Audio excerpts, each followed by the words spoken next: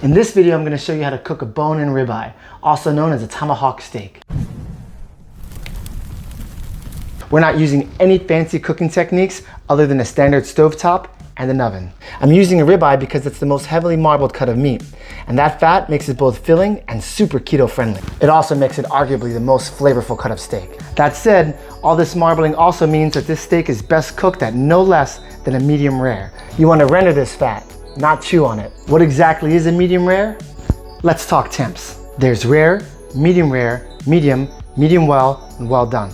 The easiest way to check these temps is using the palm method. The palm method is a way of using your palm as a point of reference for figuring out what temperature your steak is. A fully relaxed palm is what rare, a cool red center, feels like. It's fully plump with no firmness to it at all. Flex your thumb just a little bit and you'll feel what medium rare, a hot red center, feels like. Mostly plump with a little bit of firmness to it. Now, if you flex your thumb midway, you have medium, or what in a steak would be pink all the way through, with no red whatsoever. This should feel equally plump, yet firm. Flex your thumb a little more, and you have a medium well, that is a little bit of pink. This will feel mostly firm, with just the faintest give to it.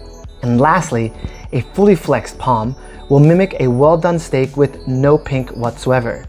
It's completely firm, with no give at all. With the palm hack, you'll never need a thermometer. There are other temps and ways to cook a steak, but we'll save those for another video. For now, let's cook. First, start with the steak that's been sitting out for at least half an hour. When you start with a cold steak, you're gonna have a lot of trouble getting it to cook evenly. Next, pat the steak dry and season it with your favorite seasonings. I like to use Himalayan sea salt, plenty of garlic powder, and a generous coating of crushed black pepper. This is a thick steak, so I'm not too worried about over seasoning it.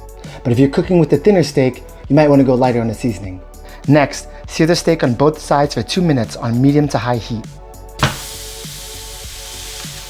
You notice I didn't add any butter or bacon fat to the steak. The natural marbling makes that step completely unnecessary.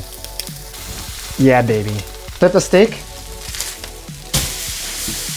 And after that second sear, move this beauty to the oven. I like to stack my roasting pan over another pan so that the bottom never gets hot enough to burn the natural juices dripping from the steak. This simple hack will save you from smoking out your kitchen.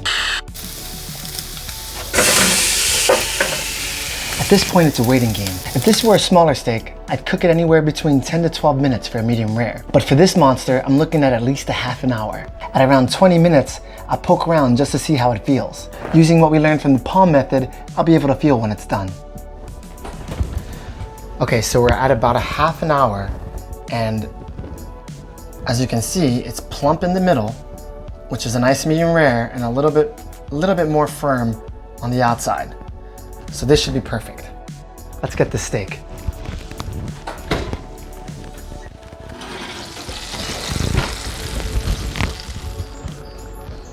Now notice the center is still plump, so I should get at least a medium rare, while the outside is going to be a little bit more firm.